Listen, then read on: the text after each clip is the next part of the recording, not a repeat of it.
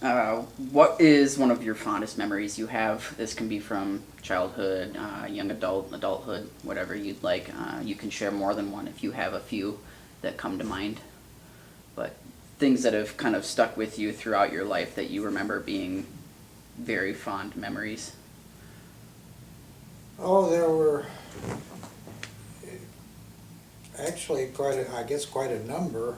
None, nothing that is overwhelming in terms of a specific. There were good experiences in St. Louis, Mm-hmm. which is really the formative period of my life from uh, early childhood up through the first year in high school. Yeah. And even North Dakota, the 3 years that I was there for high school, and then on to college, and continuing from there. Uh, I met Shirley in college. We had on and off courtship for 4 years, and then got married, and you know the rest of that story. And that's been 58 years now. I've been fortunate in having had a good career. I had 36 years at Carthage College in Kenosha, Wisconsin, and those were very good years. I was kind of fortunate in being at the right time. There was the Illinois campus where Shirley and I went to school, and then the Kenosha campus. We graduated there in 1959. In 1962, the Wisconsin campus of Carthage opened up with just a freshman class, and the Illinois campus stayed in operation. We had the first year with only freshmen. Second year we had just freshmen and sophomores. And then the third year it was merged. The Illinois campus was closed, and it was a full-blown 4-year baccalaureate undergraduate institution. And that was an absolutely incredible experience. I was able to be, I suppose you could say, one of the pioneers of the new Carthage in a new location, breaking new ground, and it's very very nice to know that you had a role in getting an institution that has now become one of the finest in the country, not only just the Midwest. It started out with just a small group of freshmen, and then adding it on and then growing from there. Thanks. So why don't we start with some of your time in St. Louis? Are there any memories from the time you spent there as a child and a young adult that kind of stick out to you more than others?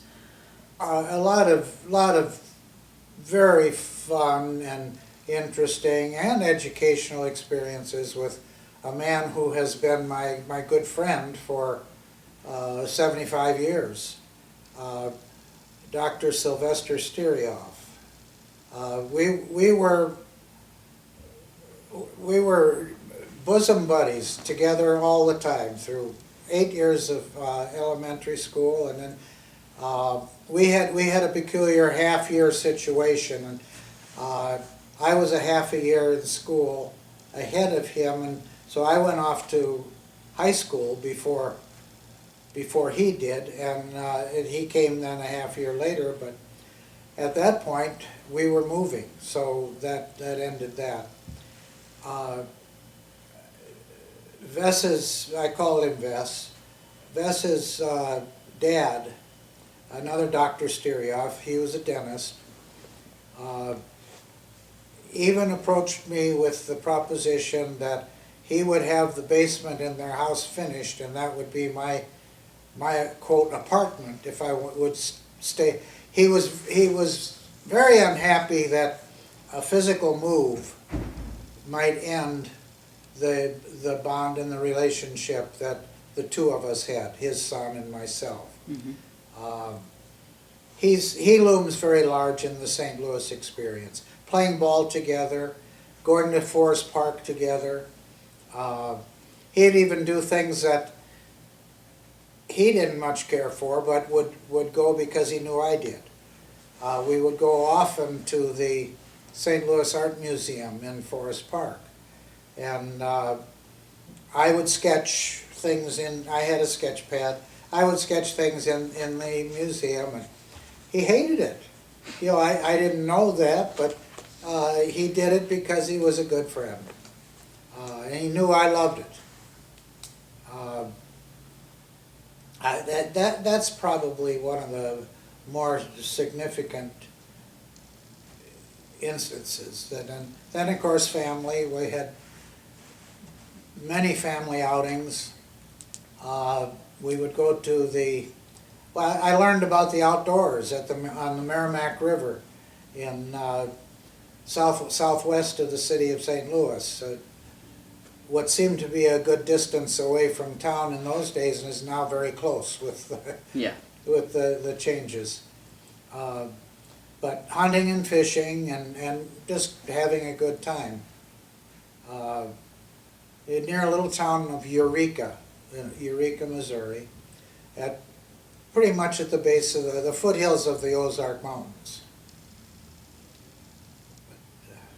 Did you do much hiking then? Were you much into that, or? Well, we were moving all the time, but not what you would call formal hiking. No. Okay. Just to get to Forest Park in St. Louis, I think, is still the second largest city park in the United States, with only Central Park in New York being larger in area. Okay. The buildings that are there date back to the, what would it be, 1904 World's Fair that was in St. Louis, and there was a pavilion built, the art museum was built. There's another building that's now Jefferson Memorial, to the memorial to Thomas Jefferson. There are lagoons and channels scattered throughout, and that became part of our world. But we weren't, a lot of city kids are confined to their own neighborhood. We were all over the city, but we were especially all over Forest Park. Nice. And so you were in St. Louis up until, you said, your freshman year of high school? I finished a year and a half of high school, and then we moved. What was that like for you for high school? I'm sure it was vastly different than my experience in high school. Well, the high school experience itself was pretty formal and I suppose more prescriptive than we didn't know what electives were. We were given our schedule, and that's what we took. And we lived with that, I guess. We weren't rebellious or insisting on a personalized curriculum. We didn't know that we could be involved in that, I guess. But then in North Dakota, I had a little more choice in what I wanted to do, and got pretty heavily involved in music, band and orchestra, a cappella choir, mixed quartets. We haven't had a dance band and we played some high school proms in the surrounding area. It was the standard, what was called big band music of that time frame, the outgrowth of guys like Glenn Miller and Artie Shaw and Sammy Kaye, and even in the jazz realm, Duke Ellington and Count Basie. They were all very important to us because we liked the music, and and sought to emulate that. And athletics, of course, were important, and it was a small school compared to the large city school in St. Louis. So anyone who wanted to play ball or be on a team could pretty much do so, because you may not be a starter on the basketball team, but you could be on the team. Mm-hmm. With the seasons as they are in North Dakota, we did not have high school baseball, but what I particularly enjoyed was playing summer Legion ball with the American Legion team, and counterpart to what now is part of that whole structure of Little League right on up through. But there were terrific opportunities in North Dakota, ones I would not have had in many respects in St. Louis. What kind of opportunities specifically were those? Was that like the baseball and the basketball and? I was on the yearbook staff and one of the editors. I was on the school newspaper staff and one of the editors. I was in music, I was in sports, I was in dramatics. I can't imagine how I did so much of what I did do in those days. Yeah. But it wasn't unusual. All my friends were doing the same kinds of things. Yeah, that's a lot. Well, in the big school, in St. Louis, if you want to be active in band, you're probably not even involved, at that time, probably not even involved in any of the other instrumental groups. It would just be one group. Yeah. And it was the logistics too. I got on we didn't have school buses, we had passes to ride the city bus. And that was a bus ride away from home. So, practices were in the morning or very soon right after school was out. And then not very long. I was in the band as a freshman in St. Louis, but not so active as what I became when we went to North Dakota. Are there any specific memories that you have of those different activities that you did, like with dramatics and the other activities that you were a part of? Were there any specific memories that you can recall? A person. His name was Keith Stitzel. He was English, and actually he taught English, and he taught what would it be? I suppose it would be called business, because he was shorthand teacher and typing teacher. Okay. But a great English teacher and a great dramatics coach, and he did readings and things of that nature too. I didn't do those, but I was in, each year I was in the main 3-act play that we would do. But he became a good friend. We would go hunting together. Here's a high school kid with his teacher going hunting. And hunting was no problem in North Dakota. We could go out the back door and walk to the wood lot, and we would have hunting right there. We didn't have to drive anywhere to do that, although we did do a lot of driving. But it was waterfowl and upland game, and even in 2 years for me, deer hunting in North Dakota. And Keith was, even long after, in fact, he left North Dakota and went to the Twin Cities, where he had ties earlier anyway.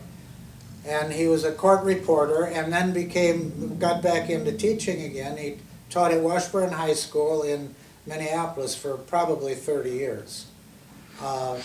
But after Shirley and I were married, she went to teach in Minneapolis. I went to graduate school at the University of Minnesota.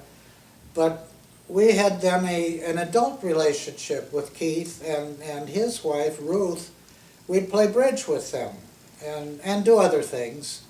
But here was not only the high school friendship and relationship, but then meeting my wife and learning to know her, and then going on and having an adult relationship as well. But yeah, I suppose that's if the high school experience, the single most significant would be Keith Stitzel.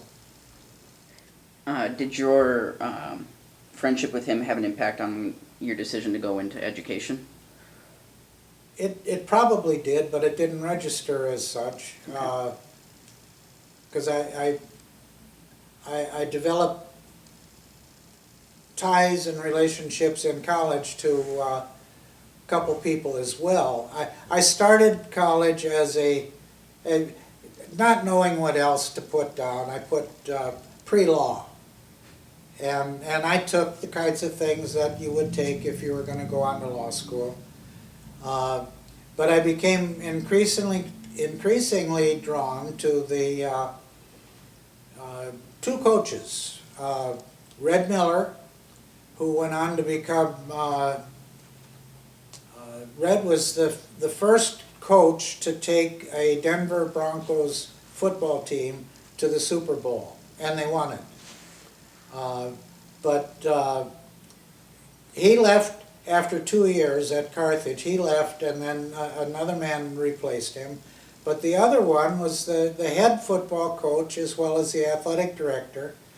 And he asked me if I would want to be his secretary. They had a lot of student help doing the kinds of things that they have paid professionals doing now.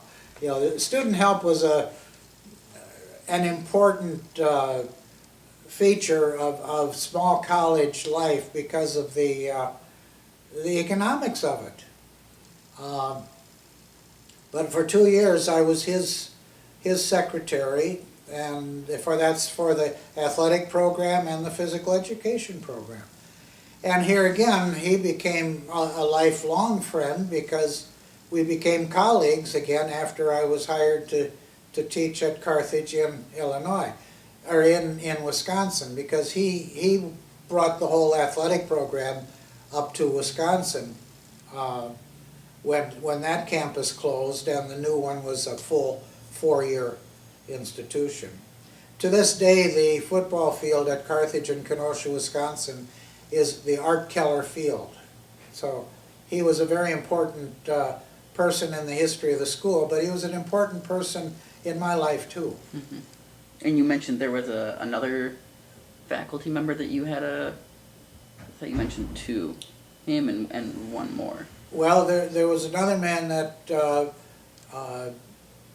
was very significant in helping me in a number of ways, and we were colleagues as well in Wisconsin. He was a political scientist, name was Eric Olson, and delightful guy.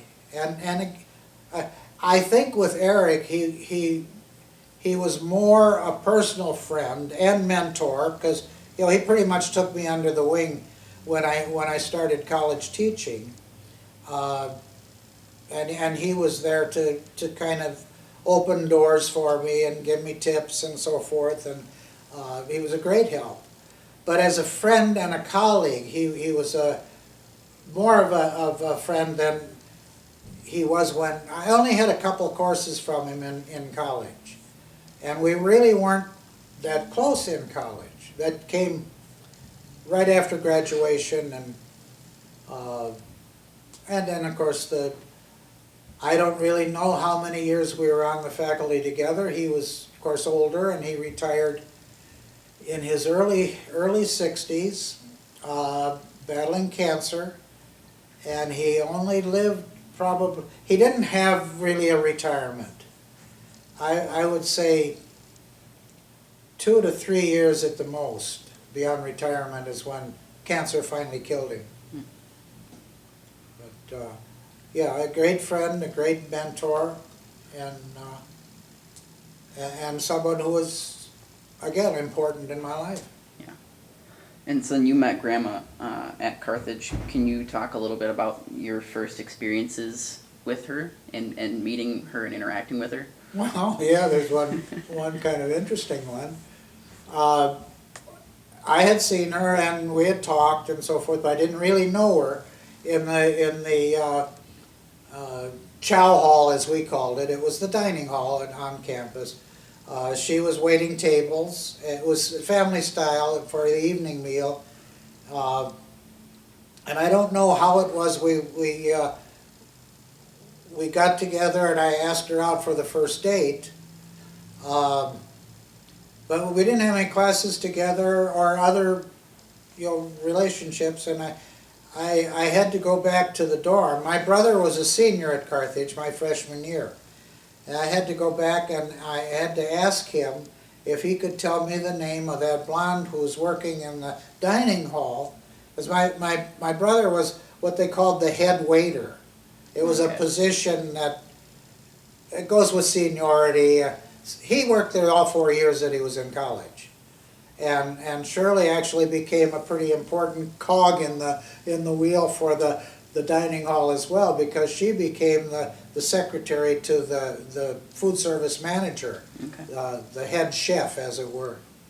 But I had to go back to the dorm and ask, can you tell me her name? And his reply was, well, why? I said, well, I asked her out. We got a date tonight. And I was going to ask her out. So, so he never got that opportunity. But that was kind of an interest. Obviously, he was attracted to her, too. Mm-hmm.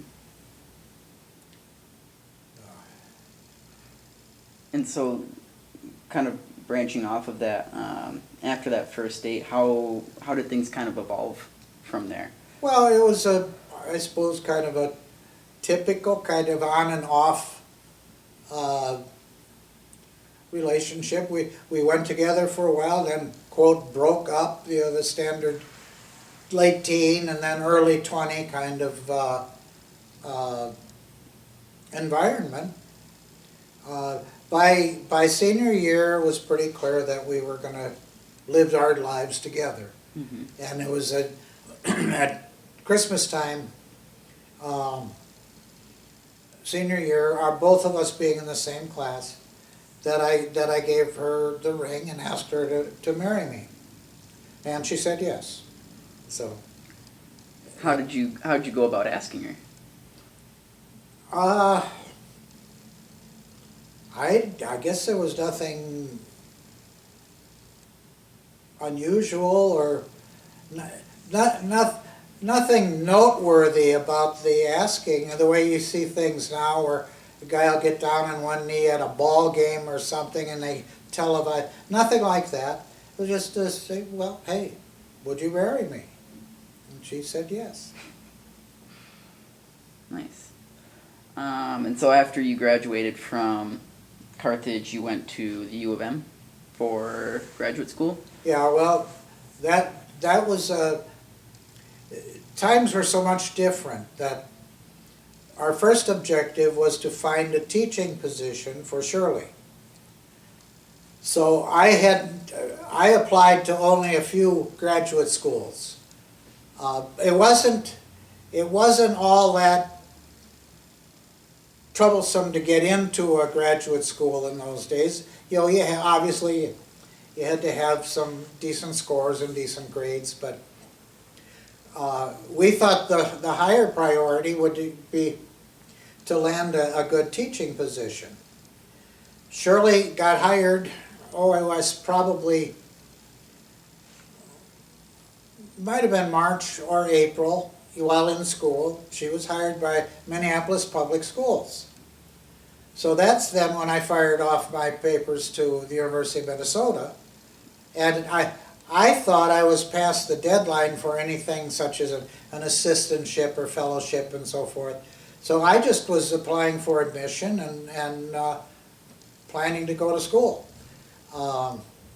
As it turned out, I was able to get I started, but also got a assistantship by my first year in graduate school at the University of Minnesota.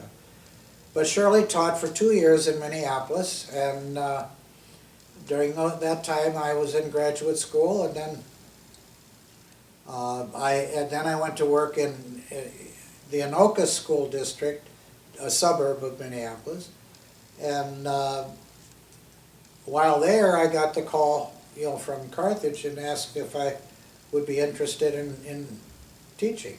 And our first child was born also after, after the 3 years, I guess. Yeah, we were married 3 years, and then Bill, our son, was born. So as a baby, Bill and Shirley and I took off for Kenosha, Wisconsin, where we spent the next 36 years, and then the year after we got there is when our daughter Debbie was born. So with your time at Carthage, how old were you when you started teaching there? 25. 25? Wow. Are there any memories from your time teaching there that stand out more than others in terms of having an effect on your life at the time?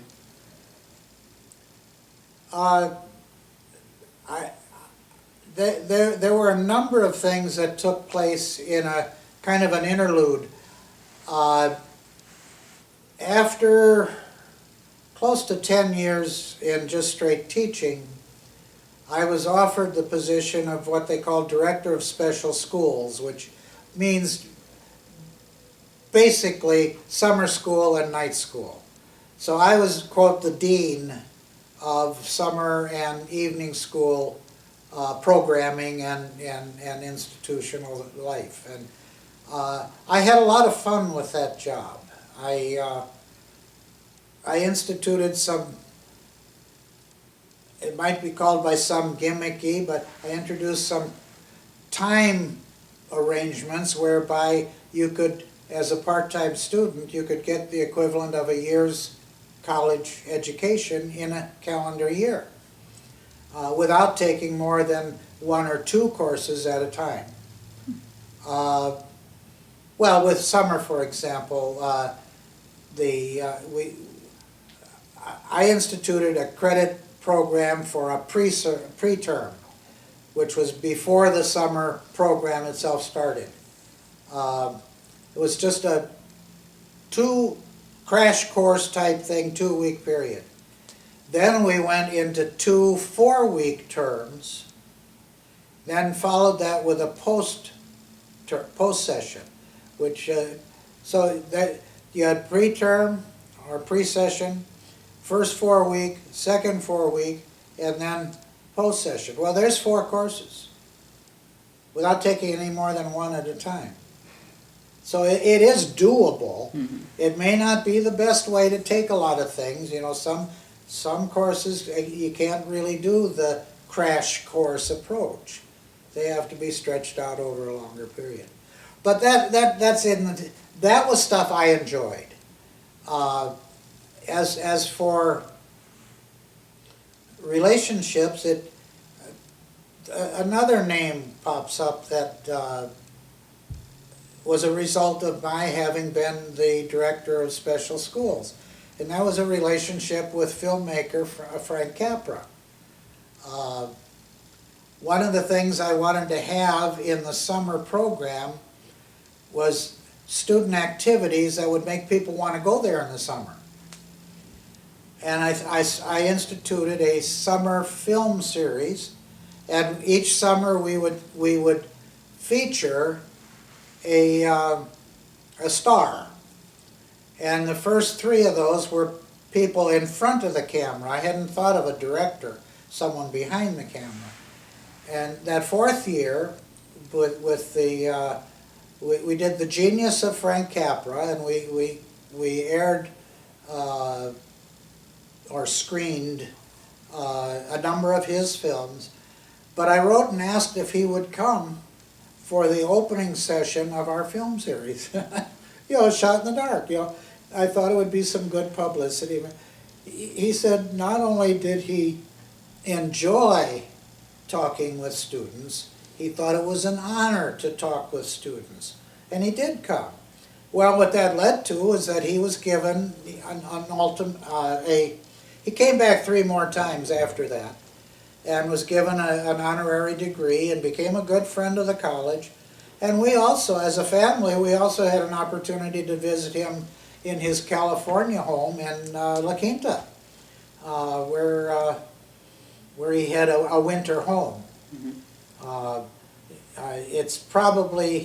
it was also kind of a escape for him when things in Hollywood got too hectic and so forth. But a delightful man, a very charming. My wife fell in love with him, which is not surprising. He was a charmer, but delightful guy, just an absolute delight. And I would never have known Frank Capra if I hadn't had that job and in that set of circumstances. Mhm. Actually, a privilege of teaching in an institution like that is the fact that you have a whole series of really, really noteworthy people that you can meet, and more than meet, can actually share some time with over the course of your career. Mhm. And that's quite an education in itself. Yeah. Were there any other well-known people that you had come to know through your tenure at Carthage besides Frank Capra? Well, yeah, well known in their respective fields, yes. Not Capra was an Academy Award winner, and people to this day still mention Capra-esque, and it sends a message as what was a stamp that he put on the film industry. Mm-hmm. That's that's pretty much a one in a lifetime shot. Yeah. But people also very important to their career, and as well as colleagues that you come to know too. And there's some, in a small college, there's some considerable cross-fertilization too, in that you're not confined to a department or even a division of the college. It's really multidisciplinary and interdisciplinary, and that's, I think, a very good feature of the higher education Mm-hmm. format. And As a professor, do you remember any specific students that you had that had an impact on you as a professor? oh yeah, I hear from one periodically. I was probably a 15-year, out of my 36 years at Carthage, probably 15 of those years I was a pre-law advisor. So I didn't entirely abandon the law dimension, but an absolutely incredible young man from Indiana. I'm looking for the right words. I mentioned now that he is black, but well, I don't know how to mention that without making it sound patronizing or racist, and it wasn't anywhere near that kind of a relationship at all. But Alan Mills, actually he had some similarities with Alan Page, the recently retired Supreme Court Justice of Minnesota, not the least of which is the bow tie. They both wear bow ties. It's kind of a trademark. But Alan has been honored outstanding Afro-American attorneys in America, and especially in his hometown. Now, he's a partner in one of the largest law firms in the United States. And he is a outstanding, Black Indianapolis. That was the title of the book with all of the biographies in it. One thing that I treasure, he sent me a copy of the book, and he was on the cover. And he wrote on there, without you, this would not have been possible. I almost even tear up. Yeah. It would have been possible with anyone, Yeah. you know, because he's that kind of guy. But it was a nice note, Mm-hmm. and one, of course, that I treasure. Yeah. Kind of an affirmation to your desire to teach. I would imagine then. Yes, yeah. One little gal, you just, and that's probably a sexist statement when I say one little gal. She graduated from high school at 16. She graduated from Carthage at 19. She was my advisee through her 4 years at Carthage. Well, actually, it was 3 years. She did 4 in 3 years, 4 years of work in 3 years. So she's not yet even 22 years old when she graduates law school. And she went out, I've lost touch with her now over the years, but went out to Wyoming and ultimately became federal district court judge for Wyoming. You know, pretty, but that was a good relationship. Yeah. And one in another dimension of law. She's a tax attorney with a large Chicago Loop corporation. Jamie Marsh, and I'm blocking, she uses her married name and I don't remember what it was, but Jamie was a great student, and we swapped notes at Christmas, you know, but she's married, has 2 children, and doing very well in her career. Another one among the women students, Andrea Stoutenborough,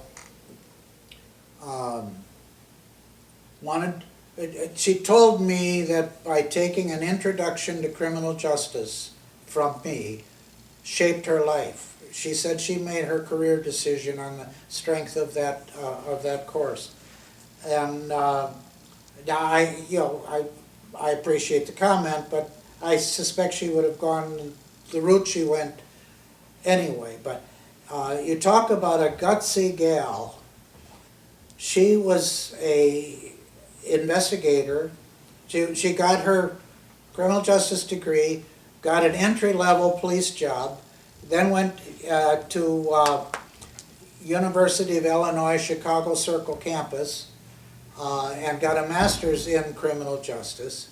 She was hired then by the Chicago Police Department to be an internal security investigator. I don't know if you know what that means. Mm-mm. That means she's policing the cops. Oh, okay. And that's an old brotherhood.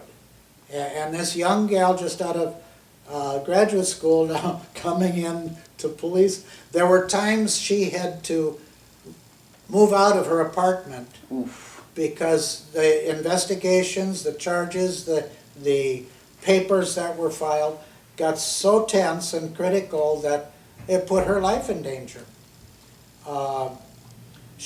This tells you my age. She retired this last year, but she had a long career in a really tough. Oh yeah. But working to do what? Look at the attention now being placed on police departments. Mm-hmm. She's in there working to make sure that we can get rid of that stigma of the. There's truth when people say the bad cop. You know, we hit them, and we do have them, and they're not all gone yet. But there are things that can be done to change that, but it's hard to change a deep-seated culture, and that's exactly what it is. Yeah. But that was a portion of my career that I did enjoy as well, working in the criminal justice part. A lot of good memories and a lot of nice success stories, about people when it isn't just to be a cop on the beat that you take a criminal justice major. There's all kinds of dimensions of law enforcement where people do work. And frankly, I am an advocate of the broad liberal arts education as part of the background for almost anything, but especially for police. Mm-hmm. And that's what an undergraduate program provides. Yeah. Trying to think here. You taught at Carthage for 36 years. Was there anything towards the end of your career that kind of gave you a sense that it was time to retire, or was it just kind of a decision that you came up with over an extended period of time? Well, I pause because I don't like to use the cliche of burnout, but there's some truth in that, in that you do burn out. But I didn't want to completely, I retired, but I went back for 4 years during the January term to keep my hand in somewhat by teaching what we call J-term, which is how the curriculum is organized at Carthage now. So I was ready to retire, but it was hard to retire. Yeah. Because it was changing a lot of things in your life. But I could tell a story on my wife. Sure.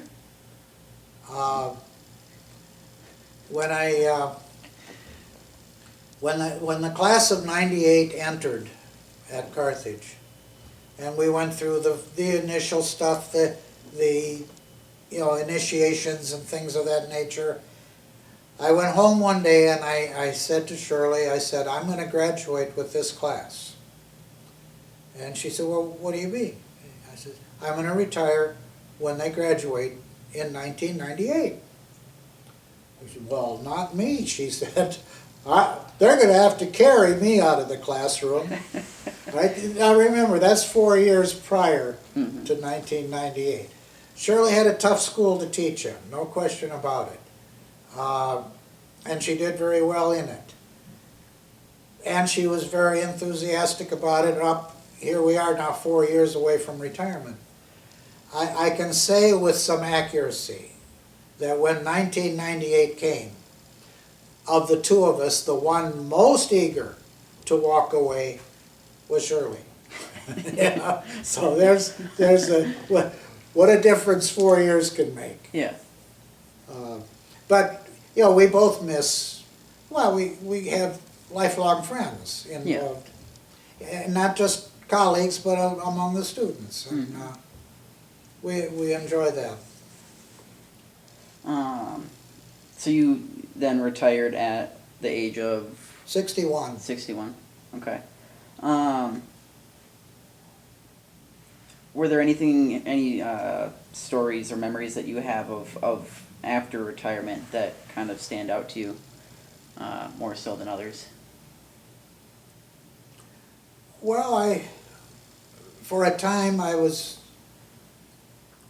active with a part-time but nonetheless fun and engaging and challenging outdoor writing career, and that was, I don't know, I'll put it this way, I don't know if it would have been as easy, and it wasn't easy, but I don't know if it would have been as smooth an exit from education if it hadn't been for the fact that I was doing the writing. And that meant another set of relationships too, because I was active in the Association for Great Lakes Outdoor Writers. And before that, I was a member and somewhat active in the American Association of Outdoor Writers, the national organization. The regional one, though, was where I did most of my professional association involvements, and do to this day. It was only about a week ago that I had decided not to attend this year's annual meeting because it falls at the same time that Carthage has homecoming, and we're going to go back for homecoming. In fact, that's part of this whole pattern. The class of 1967 is only the second class to have spent their 4 years undergraduate at Carthage College. And they're having their 50-year anniversary, their reunion, 50th annual reunion. And I had learned from one of the people in our alumni office that they had asked if I would join them for their banquet. And, that's kind of neat. Yeah. After 50 years. But we're going to do that. And that's my choice. I'm going to go there rather than to the 4-day Association of Great Lakes Outdoor Writers Conference, which is being held up at Lake of the Woods. Nice setting, nice location, everything, but I don't need to have the association meetings anymore to have writing material, because I'm not looking for stories. I do some writing, but I have pretty much free hand to do what I want with that. And that's with the Annandale, Minnesota newspaper. It's a whole lot different than writing for a daily newspaper, which I had done before. Yeah. Now, I know how much you love fishing, and you have a long career in fishing. Are there any stories of the time you spent on a boat that you recall that are, entertaining or funny? Because I know you hold a record for, what is it, Tullaby? Yeah, line class record. You could literally write a book about the Lake Michigan experiences. It's a nice fringe benefit of teaching at Carthage is that it was right on the shore of Lake Michigan. Mm-hmm. And I thought it would be foolish to ignore that resource. So I had 2 different Lake Michigan boats. Mm-hmm. And the first one had an outboard, and that created some problems with when I would go with Shirley out on Lake Michigan. The canvas comes up over the cabin, and then it's open in the back. But with an outboard, you get a backdraft. If you're trolling, you get a backdraft, and the fumes come into that enclosure. And we could be out only maybe half an hour, and Shirley would already have a headache. But that was not all bad, because that led to another boat. That one was an inboard, so it didn't have the backdraft, because it wasn't an outboard motor, it was an inboard, so you didn't have the problem of the fumes coming back in. Yeah. And I had that boat, I guess, 14 years. Sold it when we left Kenosha to come back to Minnesota and in retirement. But the relationships that we had with people on that boat over the years, and it's kind of nice. Lake Michigan is an incredible fishery. It's kind of nice that a lot of people can say to me that, hey, the biggest fish I ever caught in my life I caught on your boat. And that's true. With the trout and salmon in Lake Michigan are just terrific. And that I miss. You know, we moved away from Kenosha, but it was time for a new chapter, and we had the new chapter. We are having the new chapter. Mm-hmm.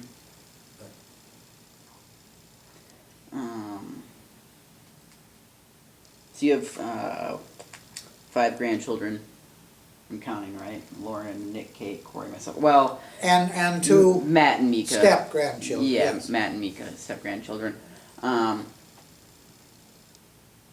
you have any specific memories or stories that come to mind right away with the grandchildren? Oh, yeah. So, Would you care to share some of those? well, yeah, just the other day, I don't remember what setting it was or who was involved. Well, for some reason,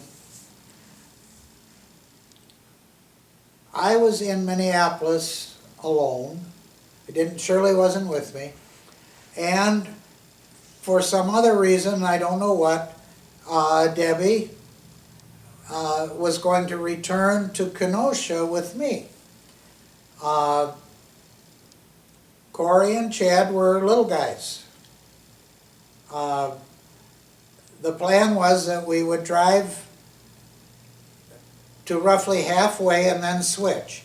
One would ride with Grandpa for half the trip, and then with Mom for the other half of the trip, and then flip-flop.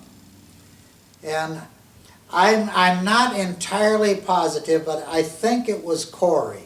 We were having, in the stretch of the trip where we were talking about getting back to Kenosha, I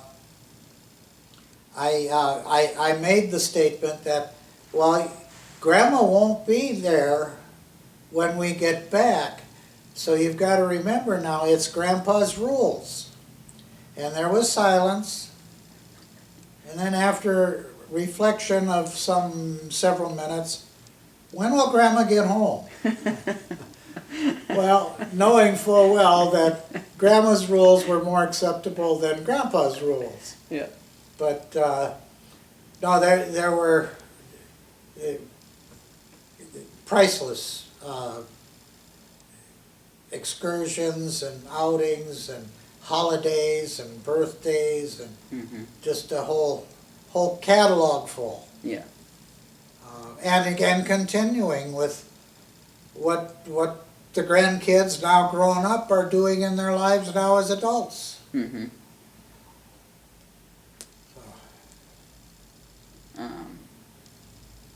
I was just thinking, I know the one that I remember you talking about before, that Halloween that you went Oh boy. trick-or-treating with myself and Dad. Oh, I've never seen a little guy move so fast in my life. Yeah, okay. We're playing the grandpa and daddy role and supervising the trick-or-treating with the little guys. And they were little guys. I don't know the ages, I don't remember, but I would guess Chad to have been about 5. And we were in a neighborhood, we were in a part of the neighborhood of Chaska where they live.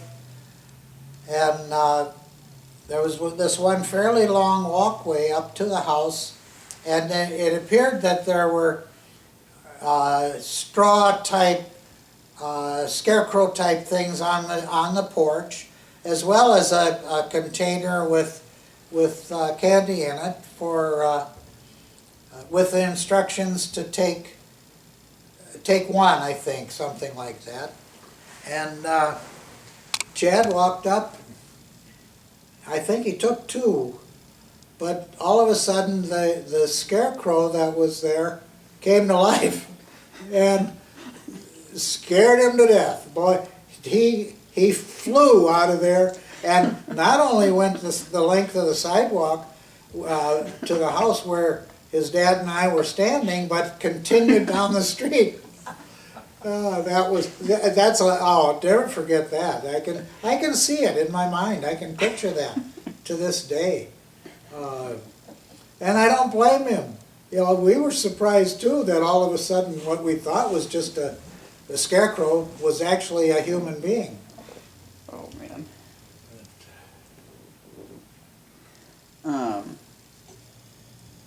So yeah, do you have any memories of the same nature with the other grandchildren besides Corey and myself? Matt and Mika, Nick and Kate, Lauren. Not as close because of it was later in their lives when we came to know Matt and Mika. Mm-hmm. They were with their mother a good deal of the time, and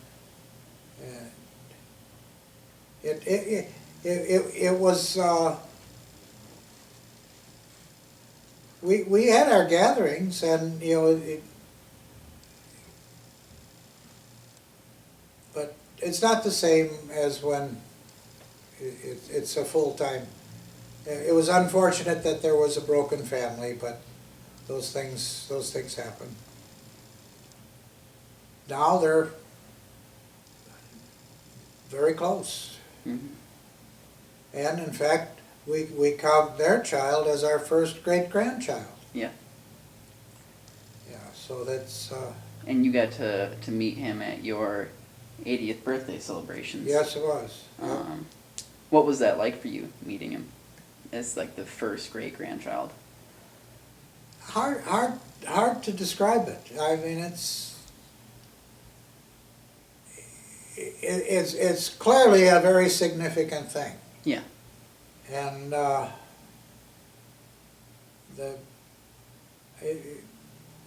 can't put into words. It's not often that you have 4 generations in the same building. Not often at all. I remember you shared some pretty entertaining and fun memories during that that celebration. I'm trying to recall some of the specific ones. They were off the questionnaire sheet. The quiz thing, yeah. Yeah. If you can remember some of those, would you mind sharing a few of them, if they come to mind?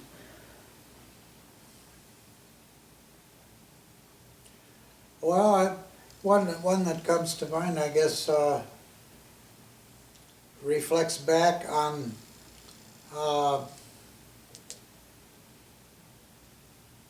an earlier relationship that I had mentioned with Frank Capra. Mm-hmm. The item, you know, if you were stuck in a elevator, who of these, quote, stars would you most want to be with? Well, Shirley's answer was, the choice was Jimmy Stewart. Well, Jimmy Stewart was Frank Capra's favorite leading man. Mm-hmm. And your mother got a big glossy Jimmy Stewart photograph signed by Jimmy Stewart and obtained through Frank Capra and sent to our home in Kenosha. There's another interesting twist to that. The skill with the language that Capra had. He wrote a letter telling us that it was coming, a note telling us that it was coming. And he said, I can paraphrase it, I can think of some of the language, but you can tell Deborah that she will soon be able to hold in her grubby little hand a 9x12 glossy of Jimmy Stewart. And of course the interesting thing about that too is when your mother met Frank Capra, she wasn't impressed with Frank Capra. She wanted to know about Jimmy Stewart. And she was the one who said, can you get me an autograph? And, well, he did better than just the autograph. He got the glossy photo plus the autograph. Mm-hmm. But yeah, those kinds of interrelationships that enter in there. It's amazing the things that unfold. Mm-hmm. I don't remember who I picked for the counterpart question for what woman star. Oh, Kim, of the choices, I picked Kim Novak.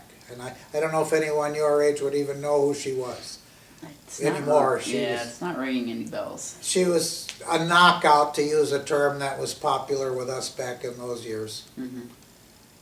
And a good actress, too, I should add, to do her credit, obviously, because Mm-hmm. they're artists. Yeah.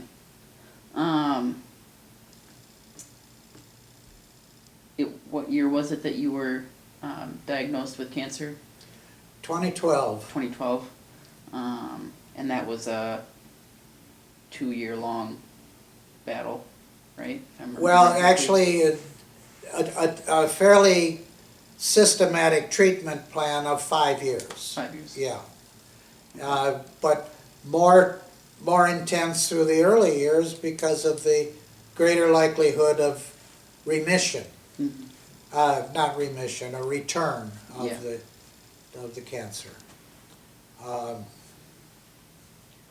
For my type, my oncologist said that the 3-year period is typical because if the colorectal is going to return, it would do so in 3 years. Mm-hmm. Now I'm 5 years, so I've been lucky, blessed. Mm-hmm. If you feel comfortable sharing it, do you recall what your first reaction was when you received that news that you had cancer? Well, I was 75 years old, and I think that made all the difference in the world. You know, if I'd been 50 years old, I probably would have gotten mad. Why me? You know, that kind of thing. Mm-hmm. At 75, I had led a good life. Yeah. And, you know, when the doctor, the first who told me, you've got cancer, I said, well, okay, what do we do now? Then that started the process of putting together what was to become the team for the treatment. With the radiation, the chemo, the surgery, and the follow-up, a lot of people went into that mix. Mm-hmm. Family and friends in support capacities, and caregiver is a name that has, I suppose, multiple meanings, but my two first team caregivers, my wife and my daughter, and they both willingly did an awful lot of things that a lot of people wouldn't do. Mm-hmm. But it was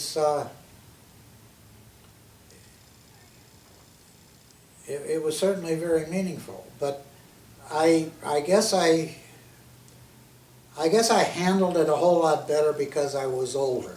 Yeah. You know, 'cause I'm pretty sure I would not have been a very cooperative patient at a younger age. Yeah.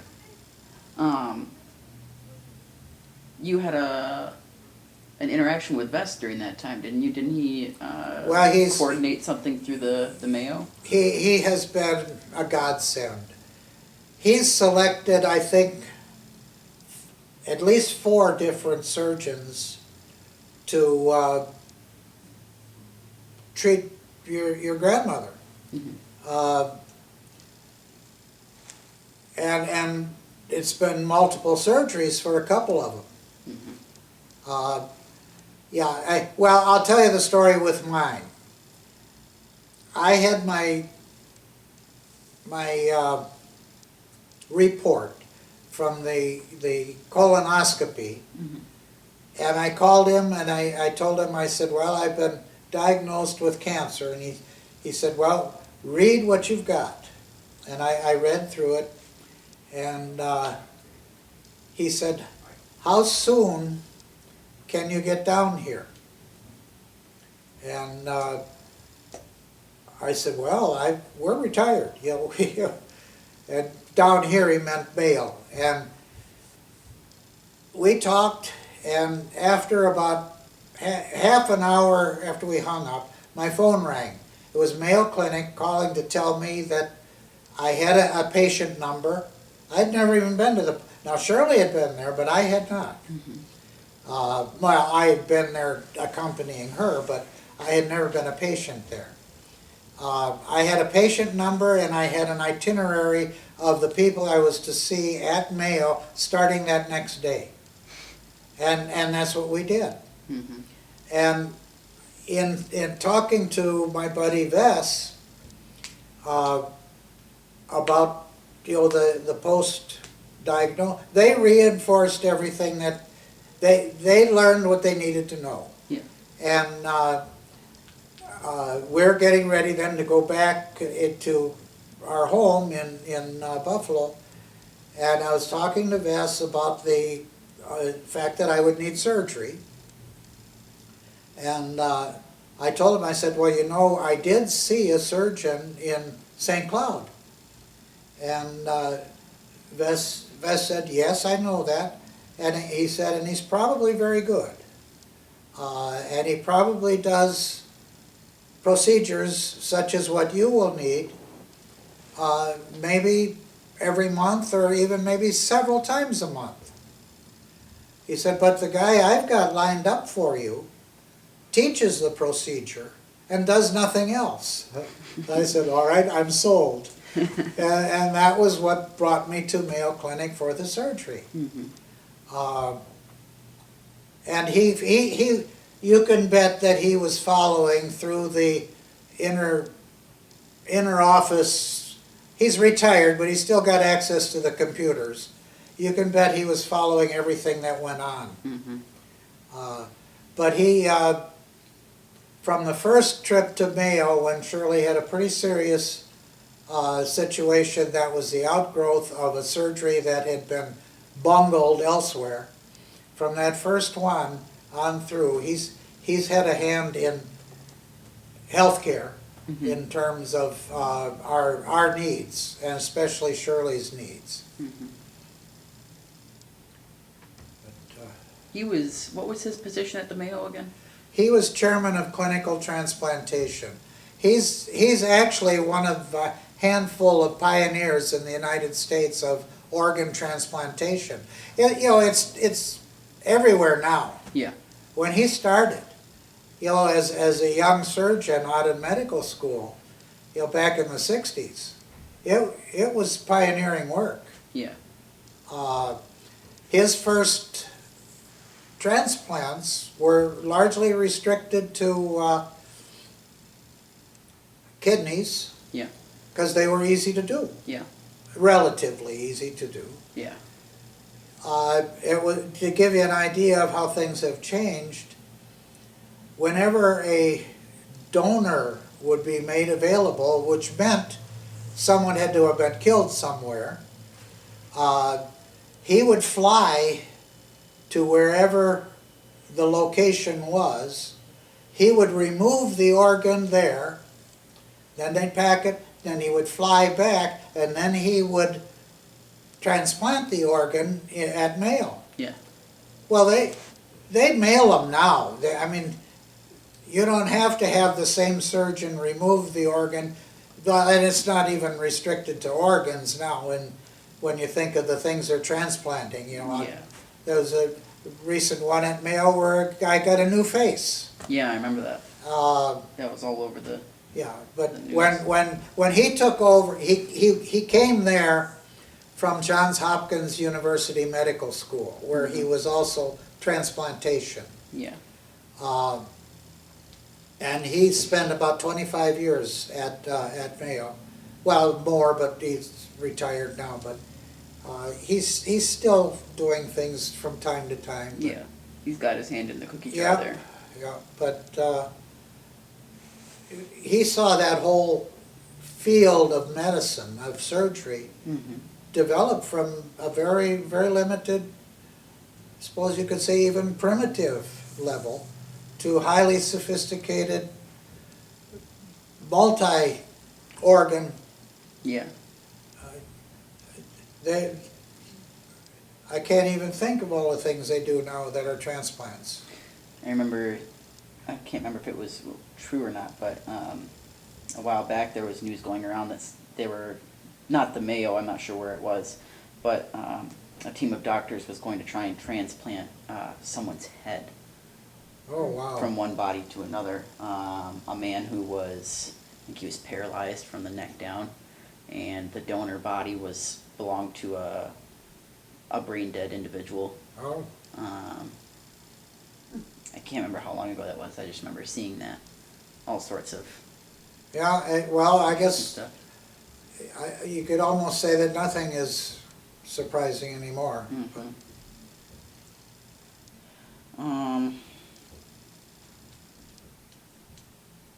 Yeah, so after your treatment with your cancer and your surgeries, you've become real involved in Relay for Life and these senior Olympic events as well. What's your experience been like with those? Well, the Relay for Life I was introduced to when I was pretty down. That was in 2012. Mm-hmm. I I was whipped. I think I might have told you, I went to the store to get a bag of salt for our water softener. I had trouble even picking up a 40-pound sack of salt. And that's when I realized that I had to do something to get back into some decent shape. Mm-hmm. The Relay for Life thing was more of a kind of a, hey, can I help some way? Raising some money. Relay for Life is a fun event. But, you know, all of that's beside the point. Its purpose is to raise money for the fight against cancer. And I'm happy to do that. Mm-hmm. And I've had some success in that. Raising some money and hoping that the fight will finally be won. And it's you can say we're winning, but it's not won. Yeah. As long as there's anyone, and with kids, you go through cancer centers, you see things you don't like to see, and at the top of those are children being treated for cancer, and oh boy, and that can be. It's not a losing battle. That can be turned around, and that if I can raise a little money in doing that, then I want to do it. Yeah. The actual senior games thing, that was just, I suppose, kind of an outgrowth because I went back to the gym. I started working out. Someone, I don't even remember who it was that mentioned the program to me. But it sounded interesting, so that's how I got involved with Senior Games, or as it was called popularly, Senior Olympics. Yeah. But it's a national network. Mm-hmm. We've met some neat people. You know, there's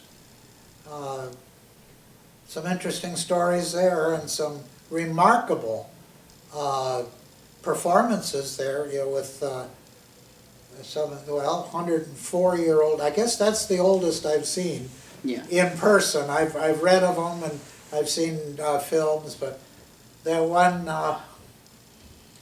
at South Dakota Senior Games, a 104-year-old guy doing the stuff he did, it's just amazing.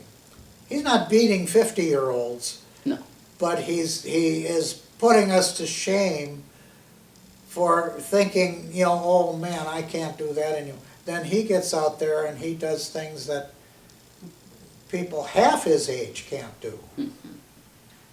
But plus the fact that it's nice to see, I understand he was a veteran and had, you know, it's nice to, you know, thank him for his service. Yeah. And the life that he's led. Mm-hmm. Uh,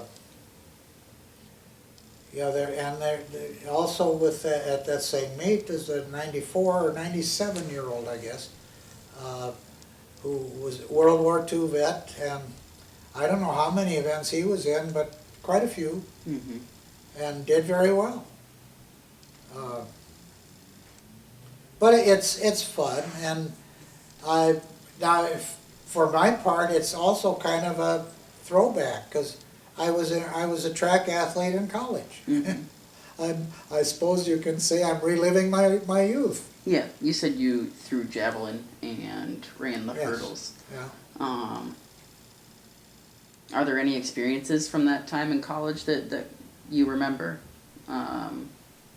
Did you win any sort of medals or anything like that you recall?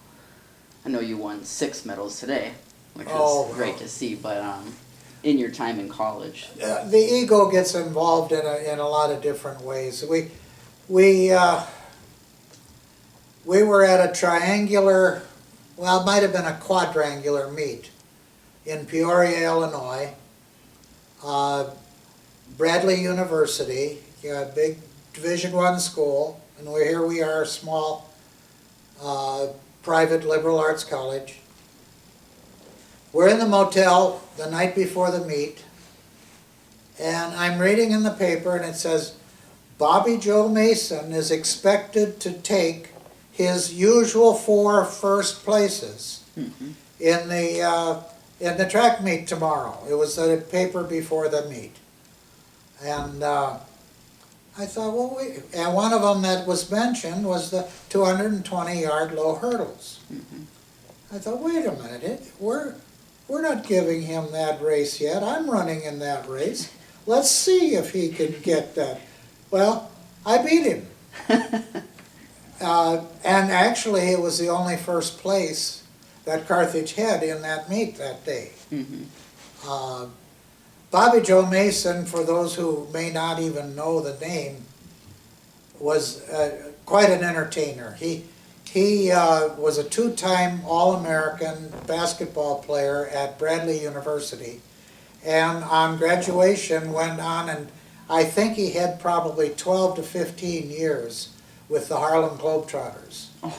He was a nationally, even internationally known showman. Mm-hmm. Now, they were also great athletes, Yeah. but could they put on a show?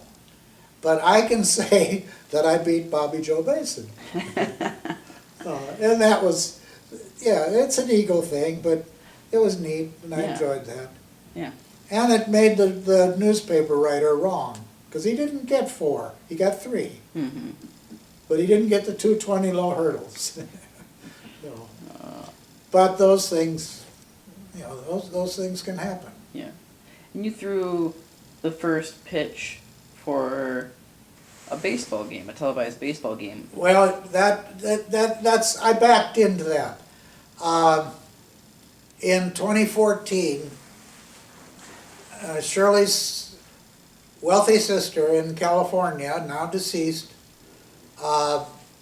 contributed for my team in the Relay for Life as my donee. She contributed $20,000 for Relay for Life. Mm-hmm.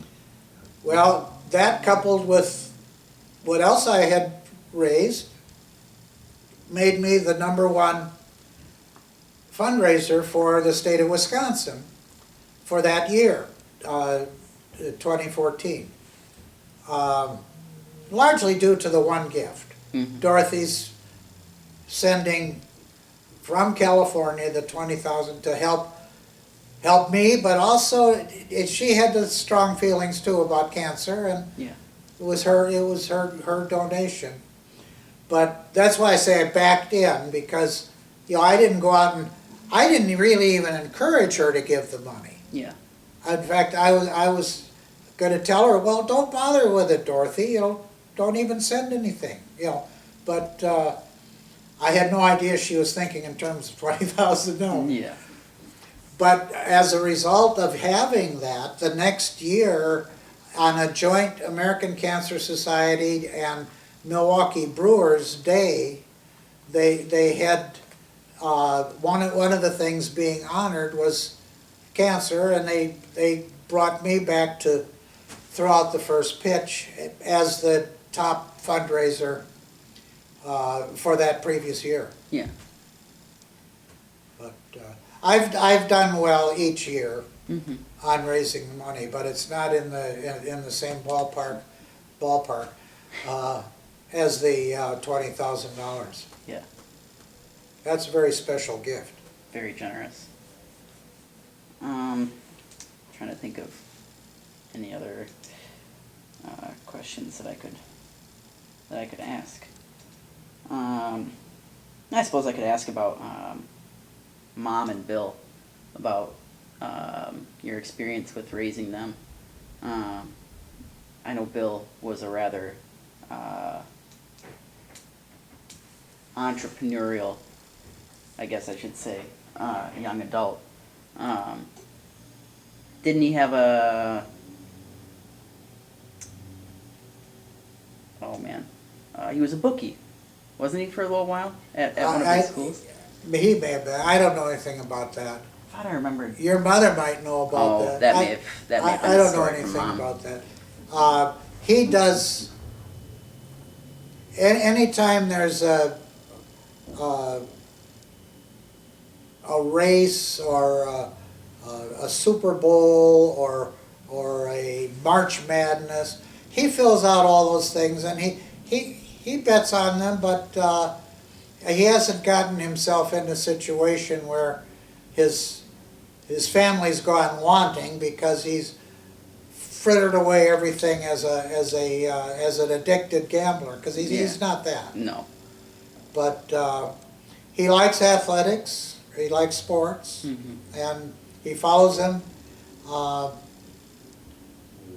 If I needed advice on doing, for example, a March Madness bracket, filling in all the teams, I'd want him to help me. Yeah. But again, that never takes into account the upsets. But he knows who should win, Yeah. and I don't always know that Mm-hmm. because I don't follow it closely enough. But Bill and Deb were, I guess you would say, easy kids to raise. Yeah.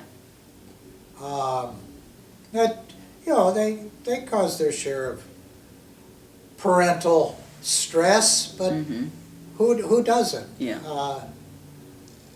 Great kids. Yeah. And grew up to be great people. Certainly. Bill went to Carthage, correct? Yeah, but I'll have to his credit, he wanted to live on campus, which he did. Mm-hmm. He didn't run home all the time with laundry to have Mom do it. He did it himself. Yeah. We didn't see him till school was over. An independent He person. went there and he did his own thing, Mm-hmm. which I admire. Yeah. And he worked, by the way, all the way through school. And some of that was pretty tough hours. He was a baker with Super Value, the big Super Value in Kenosha. He was working nights and then going to school during the day. And did it. Yeah.